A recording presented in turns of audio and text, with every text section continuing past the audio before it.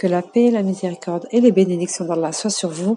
Assalamu alaikum wa rahmatullahi wa barakatuh. On termine avec la dernière sourate de la louange, la numéro 35, sourate Fatir, qui nous dit Alhamdulillahi fatiris samawati wal ard. Louange à Allah, le créateur des cieux et de la terre.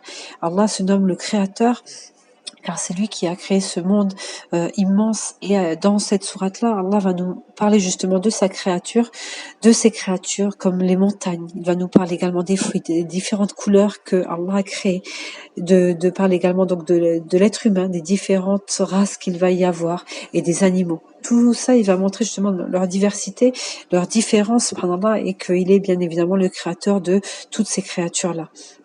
Et il nous dit donc au début, il nous parle du créateur donc des cieux et de la terre.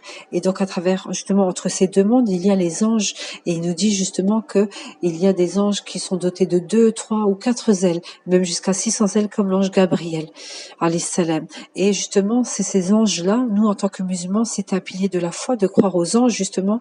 Et Allah va les envoyer pour nous donner notre subsistance sur la terre, pour apporter le vent, pour faire descendre la pluie, pour faire descendre l'eau, qui va justement faire pousser par la suite donc notre subsistance. À travers tout ça, Allah nous montre justement qu'il est le créateur de cette dunya, de cette vie d'ici-bas, et il nous montre justement la diversité, tout ce qu'il a fait, et au paradis, il y aura encore bien plus.